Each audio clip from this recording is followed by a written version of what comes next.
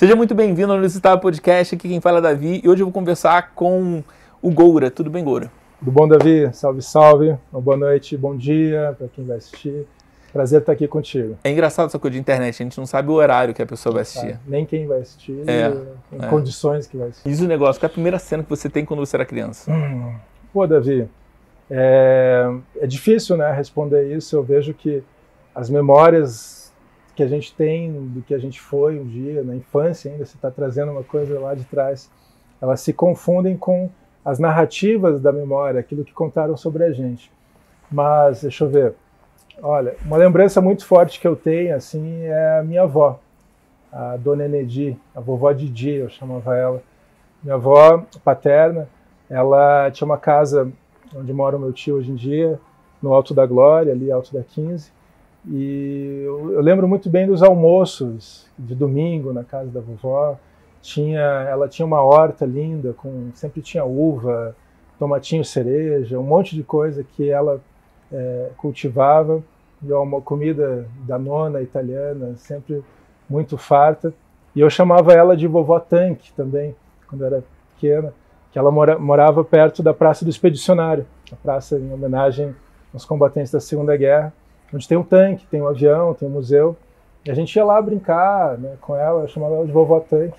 Eu cresci trepando naquele tanque ali, e hoje em dia é até proibido de subir, as crianças não podem.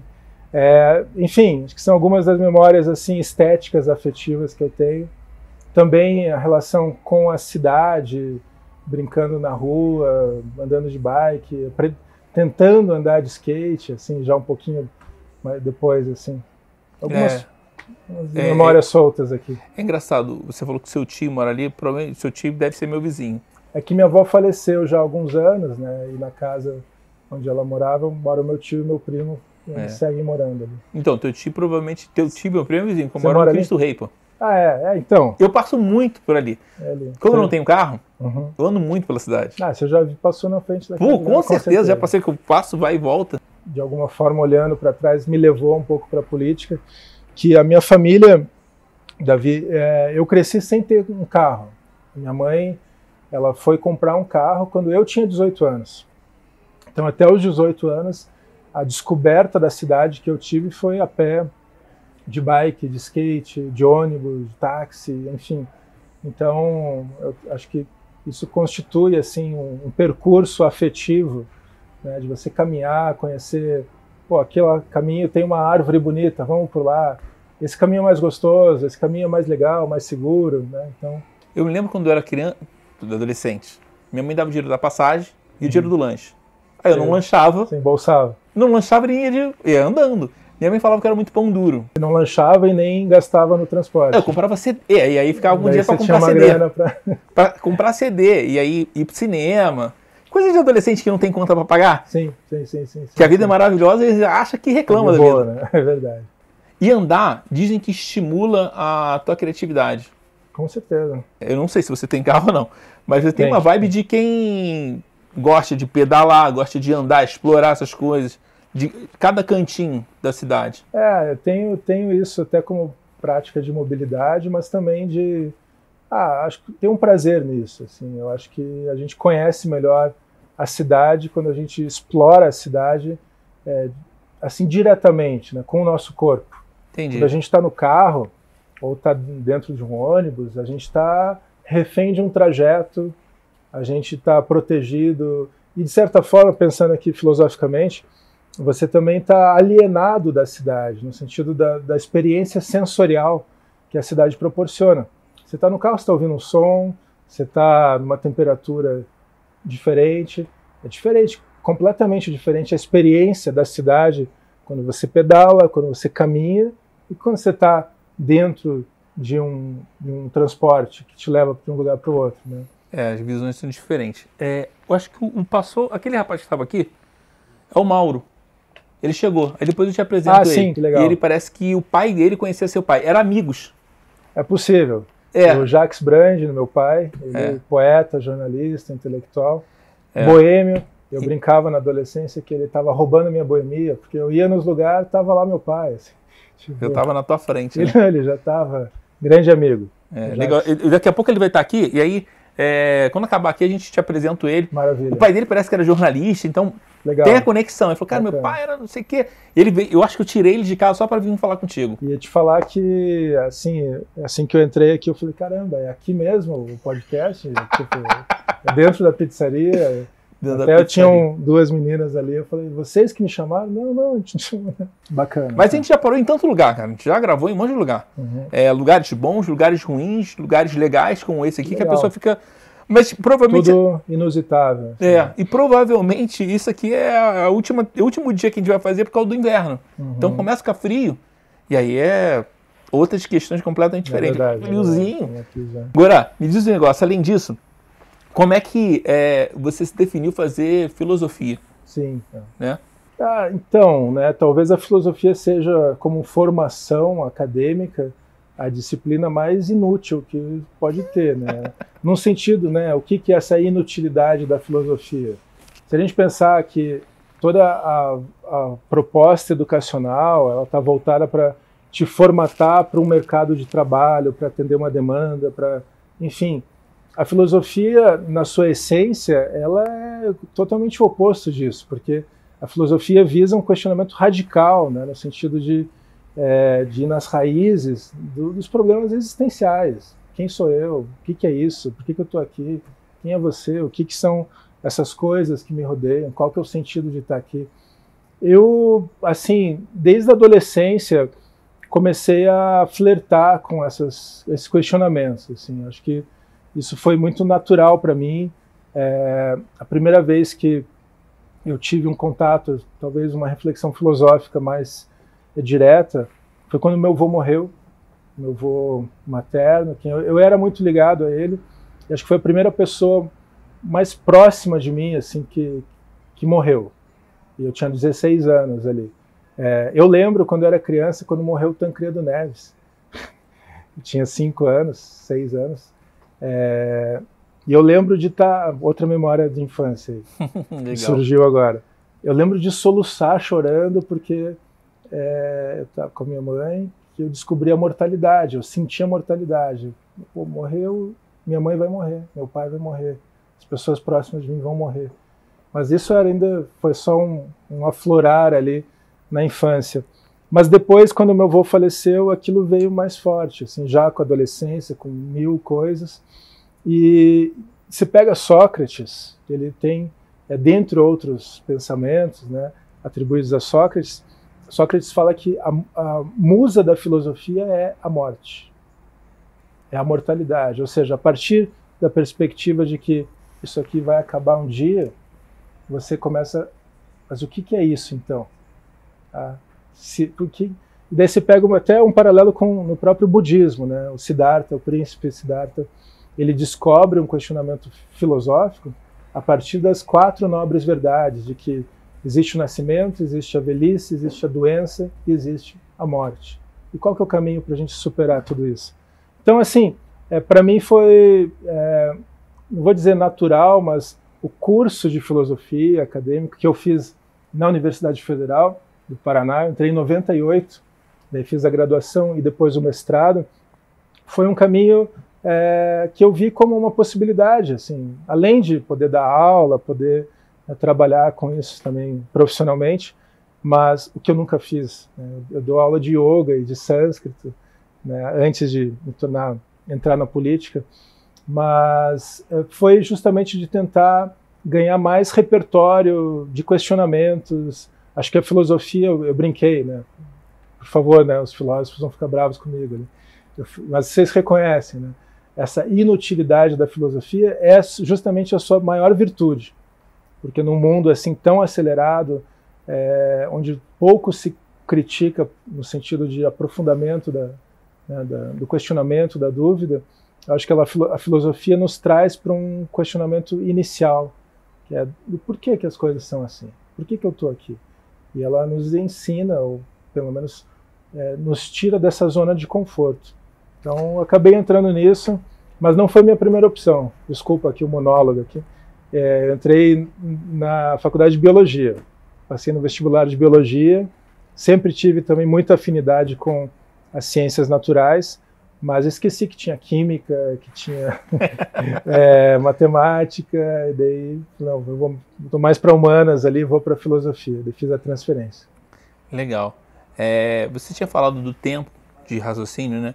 Recentemente chegou um filme na Netflix chamado Ponto de Inflexão, onde que eu vi, e aí foi engraçado, porque eu estava vendo com uma amiga minha, e aí ela falou assim, pô, engraçado que a gente não tem tempo para processar. A gente já está fazendo uma outra coisa. Tempo de digestão das coisas, né? Eu sinto a gente está muito acelerado, né? Tudo. A gente cresceu, eu pelo menos, eu tô com 40, vou fazer 43 anos, né? Por exemplo, você acessar música, acessar bandas. Pô, a gente descobria uma banda, eu cresci ouvindo punk, hardcore, e nossa, vai passar um programa de rádio que vai ter tal banda, a gente ficava ali esperando para gravar com fita virgem. Ou gravava em cima, você tinha que botar uma fitinha em cima ali para um adesivo. Hoje em dia não. Hoje em dia você tá aqui, pô, fala a banda aí, tá lá, tirando o Neil Young que saiu do Spotify, né?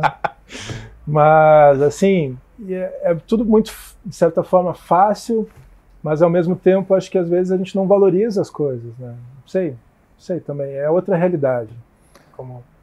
Mas eu acho que faz bem assim a gente dar algumas paradas, tentar ver um tempo fora do tempo virtual, disso também, de trocas humanas, e tentar desacelerar assim em vários movimentos, né, desde slow food ou sei lá, coisas para a gente repensar um pouco criticamente essa aceleração contínua, né? Você também trabalha com yoga, né? Trabalha não, tem yoga no teu sangue. Então aí você já pensa assim. Mas eu falei isso, a gente estava vendo um filme, e aí acabou você... Eu não vi esse filme ainda. Vou simplificar, o cara rouba um cara, e ele não tem onde fugir, ele entra dentro do apartamento. E a história acontece dentro do apartamento. E aí faz você pensar várias coisas. Fala, cara, e aí é interessante, porque ao mesmo tempo você fica pensando assim, cara, eu não consigo ter tempo para processar as coisas. Né? Então as coisas são muito rápidas. Você estava falando da fita, era uma merda quando tinha o seguinte, você assistiu, estava na rádio, eu gosto muito de rock também, e lá no Rio era Rádio Cidade. E aí você vai botar, sei lá, ao vivo não sei o quê, como você coloca para gravar e fala assim, Rádio Cidade, putz, no final da música. Na metade às vezes, na hora do solo. Putz, cara. Eu lembro que eu descobri o Dead Kennedys, a banda que fez a minha cabeça na adolescência, minha formação política, de certa forma, assim, foi com o Dead Kennedys, banda dos Estados Unidos, né, de 78, e sei lá, eu tinha já 13 para 14 anos. Nossa, eu descobri num programa de rádio que o Júlio do Pinhead, Júlio Linhares, fazia. Olha só, altas lembranças vindo aqui. E é isso, né? Hoje em dia o acesso é fácil, né? Mas também o quanto que o que a gente faz com essa facilidade, né? Acho que isso que é interessante.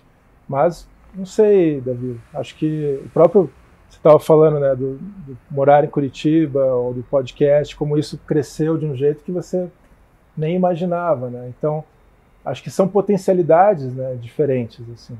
A gente está fazendo aqui uns 6 meses já. A gente grava aqui toda semana 6 meses. Tem alguém sentado aqui. Sempre tem alguém sentado aí.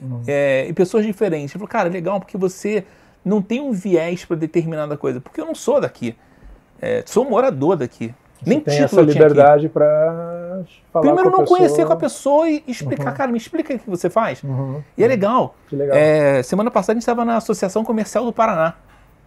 Cara, o seu Camilo deu uma aula para mim. Eu te dizer assim, que eu sou de Curitiba, né, nasci aqui, e eu vejo a cidade também numa transformação, até muito com isso, né, pessoas vindo, como você, vindo morar aqui e tornando a cidade mais cosmopolita, mais aberta, mais dinâmica, acho que... Eu acho também que a cidade tinha que ser mais cosmopolita. Mas totalmente mais. Mas ela ainda Mas está em processo. Está em processo. Tô falando assim... A gente está num processo de mudança, é como uma engrenagem. Eu não consigo fazer a mudança sozinho. Eu faço parte do processo. Tem uma coisa em Curitiba, até muito os intelectuais, o pessoal da cultura e da arte sempre fala assim de Curitiba não reconhece, né, os seus talentos. Então a pessoa começa a fazer sucesso fora de Curitiba, daí e tem um processo às vezes de difícil oxigenação, assim, local, assim. Então acho que quanto mais a gente fortalecer esse processo assim, de troca, de vivências distintas, de gente de fora que vem, isso cria esse ambiente mais... A gente usou a palavra cosmopolita. Mas o cosmopolita é a melhor resposta. Cidadão do cosmos, né? Cidadão do universo. É engraçado que as minhas referências são diferentes. Eu trabalho com marketing, sento com uma menina e ela falou assim, cara, você pensa nisso? Eu falei, cara, é porque minhas referências são diferentes. Você é acelerado também, né? Cara? Sim, muito. Geminiano. A minha filha mais nova é geminiana. Puxa, faz aniversário agora, hein? Faço dia 27. Parabéns. 27, obrigado. Você tem uma energia... Assim, quando a pessoa senta aqui, a gente já sabe se a pessoa é acelerada, se a pessoa é mais calma, se ela tem uma visão global ou se ela tem uma visão para agora. Se tem uma visão mais global, como é que esse pensador pensou em entrar para a política? Quer a resposta curta ou a resposta longa? Eu quero a resposta longa. Te falei ali, primeiramente, já dei alguns indícios aqui, né? Então, desde a adolescência, eu acho que eu entrei de cabeça, realmente, num mergulho existencial, filosófico, que me levou ao punk. Ao punk no sentido não, assim, só como música, não. O punk como uma atitude de vida, de faça você mesmo, de não aceitar a autoridade, de questionar o sistema, né? Pô, por que as coisas são assim? E isso me levou, aos poucos, naturalmente, a um questionamento político. Pô, por que a realidade, por que a cidade é desse jeito? Por que tem tanta desigualdade? Por que tem tanta violência? Por que tem tanta guerra? E então, assim, eu acho que a política e a espiritualidade, para mim, se misturaram, sabe? A espiritualidade, estou falando dessa vida espiritual interior, da vida filosófica, de você, né, ter capacidade de questionar as coisas internamente, assim. Não estou falando necessariamente de uma relação religiosa. E não que a religião não possa proporcionar também, né, uma espiritualidade. Mas isso me levou, assim, acho que dos 16 até os 26, foram 10 anos cruciais, assim. Eu tive banda, a gente tocava, organizava show, fazia as nossas demos, tocava, viajava para tocar, fazia os nossos próprios shows, assim, toda uma cena hardcore extremamente politizada, extremamente crítica em relação ao mundo. E eu entrei já em 2004, eu reencontrei alguns amigos que eram, na sua grande maioria, artistas visuais, artistas plásticos, que tinha um coletivo de intervenções urbanas, era o Interlux Arte Livre era o nome. E eu, com a cabeça feita pela filosofia, pelo yoga, pelo punk, entrei nesse coletivo e a gente começou, Davi, a trabalhar e a agir fortemente aqui em Curitiba nas questões ligadas à mobilidade, à ecologia urbana e intervenções urbanas gerais, assim. Hoje em dia parece um discurso, isso aí tá aí, né? Mas não era assim, sei lá, no começo do século. E em 2007 a gente começa então a tratar com mais intensidade a bicicleta como um veículo, um símbolo de uma transformação urbana. Tá? Isso, em 2007 a gente pinta uma ciclofaixa lá perto do Couto Pereira. A gente é preso por causa disso, vai parar na Delegacia de Crime Ambiental por pichação, porque a gente pintou a ciclofaixa sem autorização da prefeitura. Então a gente começa a ter uma incidência na pauta política direta. Então começa a aparecer no jornal, na mídia, o prefeito nos chama para conversar, era o Beto Richa na época, o IPUC, o Instituto de Pesquisa, opa, o que é isso? E a gente foi provocando essa pauta. A gente foi intencionalmente criando coisas e fatos para evidenciar uma necessidade de uma transformação política. Só que durante todo esse tempo, eu nunca quis me candidatar. Eu falava, não, eu não sou, eu sou anarquista. Não, você era líder dessa galera? Não era líder, porque era um movimento principalmente bastante performático, artístico e bastante horizontal, assim. Mas eram, como eu te falei, na sua grande maioria, artistas, assim. E eu era mais o filósofo ativista. Então foi meio natural eu puxar essa frente de um ativismo político, de não, vamos lá falar com o prefeito, vamos lá na Câmara de Vereadores, eu quero ir, vamos junto. Mas hoje em dia, assim, os artistas, o André Mendes está com exposição no Museu Oscar Niemeyer, o Rua Parada está fazendo residência na Holanda, o Rimon Guimarães está pintando mural, né, no mundo inteiro. O Rimon veio para cá. O Rimon era do Interlux. O Jaime Vasconcelos, o Dimas, o Franciose, o Rosenbaum da Bicicletaria Cultural. Enfim, todas pessoas assim incríveis, né, de talentos múltiplos, assim. E eu acabei puxando para esse lado, assim, de um ativismo político. Em 2014 me convenceram a me candidatar, a primeira vez, assim. Então eu fui candidato a primeira vez a deputado federal em 2014, não me elegi, mas a gente fez 13 mil votos, 11 mil em Curitiba, que é bastante coisa. Não me elegi, mas a gente apareceu na geografia política, né, do Paraná e da cidade, especialmente. Daí me elegi vereador em 2016. Em 2016 me elegi vereador, em 2018 me elegi deputado estadual e em 2020 fui candidato a prefeito de Curitiba. Se você falasse pro Goura de, sei lá, 10 anos atrás que esse era o roteiro, eu falava, pô, que você viajou legal, você pensou, você foi longe, assim, eu não imaginava realmente que isso iria acontecer. Eu tô, assim, trabalhando com muita seriedade, mas acho que as coisas estão acontecendo de forma bem natural, assim. Engraçado, você deu um voo forte, né? De vereador, depois foi para deputado estadual e depois para prefeito, tentar ser prefeito da cidade. Mas você quase foi prefeito. Assim, eu acho que a campanha de prefeito em 2020, ela foi muito exitosa no que ela se propôs. A gente ficou em segundo lugar.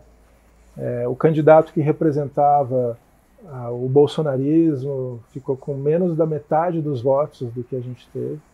A gente fez 110.977 votos, que é muita coisa, mas num contexto completamente adverso, né? Com a pandemia, assim, se for ver a grande maioria dos prefeitos que estavam candidatos à reeleição se reelegeram em todo o Brasil. Não houve em 2020 uma tendência à renovação. E a gente estava enfrentando assim o Greca, que tinha toda a máquina e um discurso e já era muito mais conhecido. Então acho que além de apresentar o meu nome para um número ainda maior de eleitores, a gente pôde, acho que é o mais importante, apresentar pautas, apresentar ideias, né, e difundir cada vez mais possibilidades do que a cidade pode ser. E Curitiba ela vive muito nessa vivência de um passado, de um urbanismo, da cidade modelo, da cidade ecológica, da capital ecológica. Curitiba se vende muito bem e com coisas para defender essa posição, esse city branding, assim, né, se é do marketing. Sim. Essa publicidade em torno da cidade. Mas muitas coisas que a gente não enxerga os problemas reais, assim, porque cria-se essa aura de que a cidade é perfeita, é o oásis do urbanismo. Pô, olha, é uma das cidades mais motorizadas do Brasil, é uma cidade com uma quantidade enorme de favelas, de população em situação de vulnerabilidade, é uma cidade que muitas vezes não olha para os seus problemas com franqueza. E isso impede. Vamos falar de psicanálise, assim, o primeiro passo para você superar alguma coisa é você reconhecer o problema, né? Então, eu fico muito contente, assim, muito feliz, assim, com o que a gente fez, assim, esse tempo todo. Na verdade, as pessoas começaram a te conhecer melhor e é uma coisa surpreendente, né? Se você perceber que as pessoas queriam uma renovação, mesmo o prefeito ganhando, que agora, provavelmente daqui a 2 anos ele não pode mais ser eleger. Ele não pode mais. Abre um leque de opções imenso para quem a chave da cidade vai ficar. Uhum. Isso é muito legal. E eu acho que você pensar assim como a política ela é um campo de embate, de diferentes interesses, né? A cidade ela também é isso. Então a gente tem repetido muito essa constatação. A cidade não é um processo acabado, ela é um processo. ela está em movimento. Então, se a gente se organiza, se a gente empodera as pessoas, as comunidades, a gente consegue transformar a cidade muito rapidamente. Eu acredito muito nisso. Assim. Não é a percepção de quem está morando, pensando 5 anos agora. Esse ano completa 5 anos. Uhum. A minha percepção é uma coisa muito legal.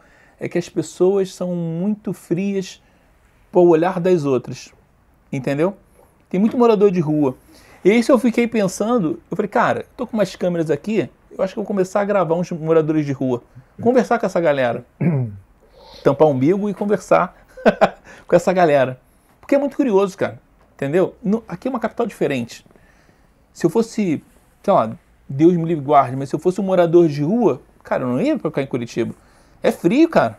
É frio, frio mesmo. Entendeu? Então... mas é que você pensar também, toda a população em situação de rua não é muito uma escolha, né? São situações de vida que acarretam a pessoa, né, a falta de perspectivas, às vezes falta de oportunidade falta mesmo. De oportunidades. A gente tem acompanhado várias ações assim ligadas especificamente à pop rua, né, população em situação de rua. E você tem desde coletivos diversos assim que fazem, até agora com frio, o pessoal já está se mobilizando, mas é um problema social gravíssimo, né? Então, e as pessoas falam, Curitiba cresceu a quantidade de gente na rua. Bom, a gente está vivendo uma crise econômica severa. A gente está. E quais são as prioridades aí, se vamos falar de política, de gestão, de enfrentamento para isso? Né? A grande reivindicação do movimento nacional da população em situação de rua é moradia. Se você não tiver uma política de moradia, vamos falar o termo urbanístico, habitação de interesse social, a gente não vai conseguir ter um enfrentamento, a gente vai ficar enxugando gelo. Então, é isso, assim, são perspectivas que eu acho que o nosso mandato, a minha atuação na política, ela representa assim, possibilidades da gente pensar essa cidade além da vitrine, além do marketing, além das coisas boas que Curitiba tem. Você veio de fora, Curitiba tem um monte de coisa legal. Tem os parques, tem coisas muito legais, mas como é que a gente pode transformar essa cidade que já é legal numa cidade extraordinariamente legal no sentido de justiça social, no sentido de ecologia urbana? Vamos recuperar os nossos rios, vamos falar de bairros realmente sustentáveis, resilientes. Então, assim, eu acho que tudo isso que eu trago de um ativismo, do punk, da política, do yoga, está convergindo agora para isso que a gente representa. Assim. Quando você fala de bairro ecológico, tem alguma referência que a gente fala assim, cara, isso aqui é uma referência que a gente pode tentar seguir no mundo? Olha, tem. Você tem desde Freiburg, por exemplo, a cidade na Alemanha, onde você foi criando restrições para o automóvel e criando, né, áreas onde a bicicleta tem penetração total na cidade, a recuperação dos rios. Então tem vários cases, né, várias oportunidades. Não é simplesmente vamos copiar Ctrl+C, Ctrl+V aqui. Não, mas vamos nos inspirar, assim como Curitiba inspirou mudanças urbanísticas em várias cidades do mundo. Eu acho que está na hora da gente olhar para bons exemplos de outras cidades e vamos ver o que é possível da gente fazer aqui. E uma coisa, a gente não pode mais pensar Curitiba apenas no limite territorial do município. A gente se conheceu porque você repercutiu uma denúncia ocorrida em Fazenda Rio Grande, com o corte, a derrubada de araucárias, legalmente, né, um absurdo, né, para a construção de empreendimento imobiliário, que tem deputado, inclusive, envolvido, com autorização do governo do estado. Tá? Desculpa aqui o desabafo, mas a gente está falando já de uma área fora de Curitiba, mas o morar em Curitiba repercutiu isso de um jeito que me marcaram, né? E você me chamou, a gente conversou, eu estou aqui. Mas isso é engraçado. Mas, não, só para terminar, conclui, que essa ideia de que a gente tem que ter uma gestão metropolitana.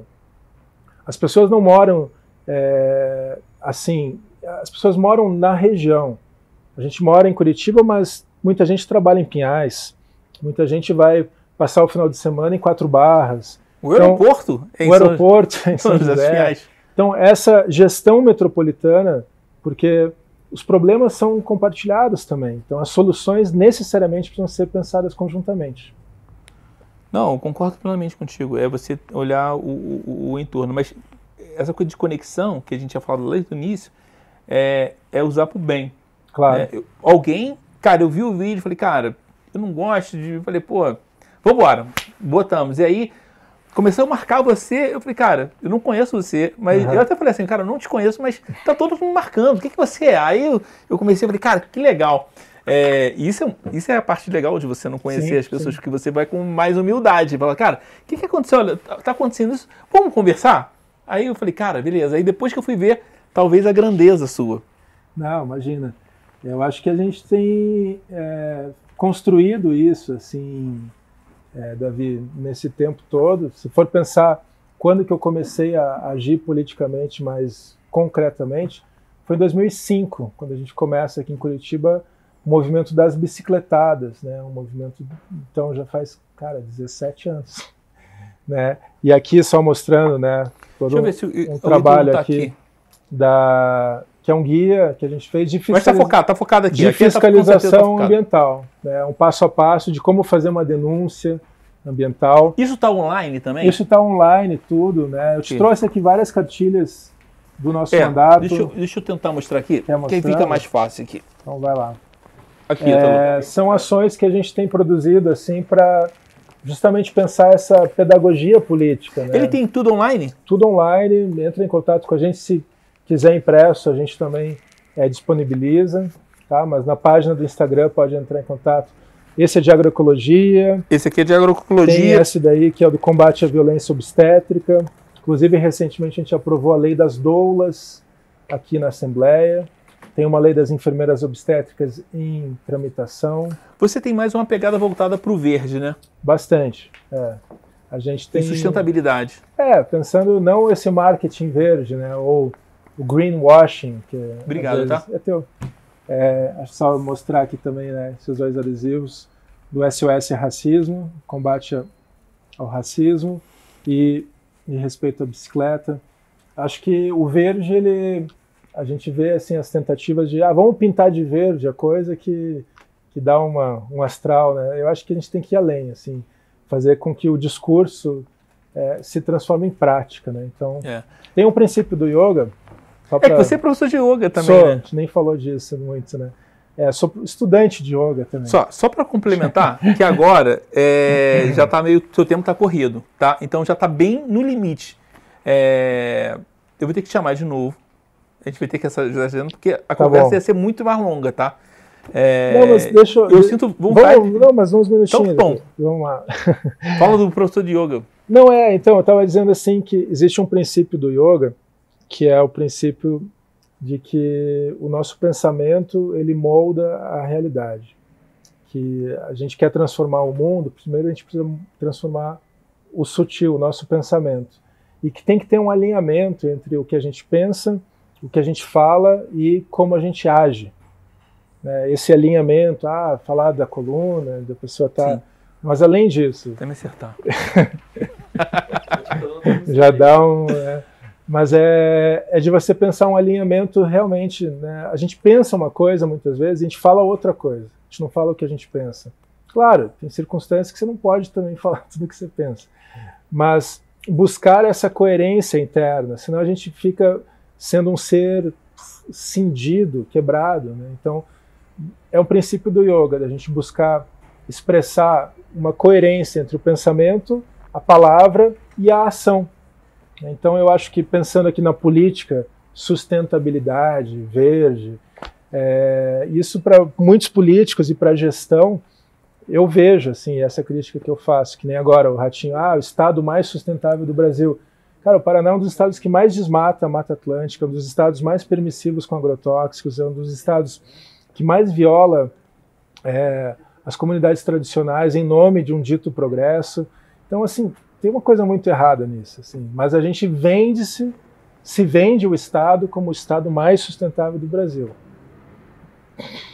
Tá, eu não compro isso, eu acho que a gente tem que buscar realmente não só pintar de verde o Estado, coloca na propaganda a arpia, a águia real, que está praticamente extinta no Paraná. E é o símbolo, está no brasão do estado do Paraná, a arpia. Tá? Cadê a arpia? Ela só vive em áreas de florestas preservadas, grandes extensões de floresta. Então, vamos voltar ao básico, né? Que não é só falar que é verde porque é bonito, porque é moda, ou porque a União Europeia não vai comprar a nossa soja se a gente não pintar ela de verde. Não. Vamos garantir que a gente tenha realmente políticas ambientais de verdade, de preservação, né, dos rios, das matas. Então, só para trazer aqui que acho que essa interligação entre o conhecimento do yoga, da filosofia com a política, ela é um bom casamento aqui. Você percebeu que eu sou acelerado. Não. É porque você. Não, porque você tem a visão. É verdade. Não, eu sou mais assim mesmo, mais pra frente. Não, você até ficou quieto ouvindo aqui. Essa foi a primeira tatuagem que eu fiz, cara. Eu tinha 16 anos. O que é isso aqui? Eu não sei como o tatuador me tatuou e eu fiz escondido da minha mãe. Aí ficou sempre de casaco. É um mantra. É um mantra em sânscrito, Om Namo Bhagavate Vasudevaya, que é um mantra que diz respeito à energia divina que está presente em todas as coisas. É um mantra que eu fiz, e é um mantra ligado a Krishna, na tradição da Índia, que é a presença de Deus em tudo. Tá. Vou fazer 2 perguntas para a gente finalizar, tá? Quais são os planos agora para 2022, que a gente já está quase na metade do ano, né? 2022, políticos? Planos políticos? Vida.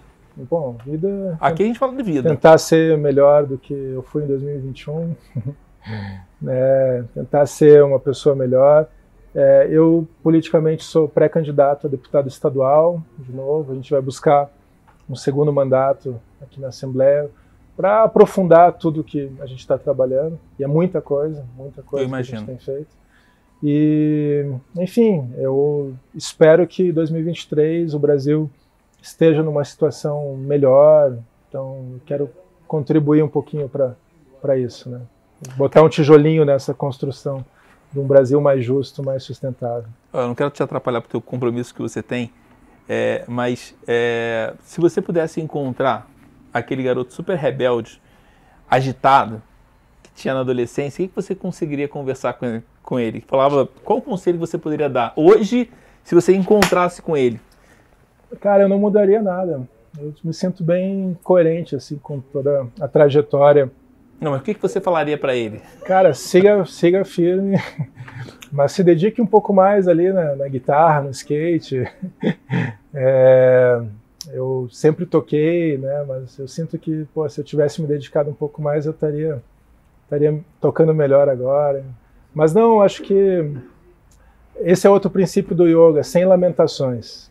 Tá? A gente às vezes fica, o que eu podia ter feito se eu tivesse feito assim, assado. Não, acho que bola para frente, vamos lá. E sinto feliz assim com a trajetória que a vida está fazendo. Assim. Eu sempre achei que às vezes não tinha muito controle das coisas, da vida, assim, do que estava acontecendo, do fluxo. E depois eu olhava para trás, não, mas tudo o que aconteceu foi assim, tinha que acontecer. Isso é um princípio que Schopenhauer, eu fiz um mestrado em Schopenhauer, ele traduz como o princípio da razão suficiente. Que ele quer dizer assim que tudo que acontece porque tem uma razão, uma causa para que aconteça. Se não tivesse, não aconteceria.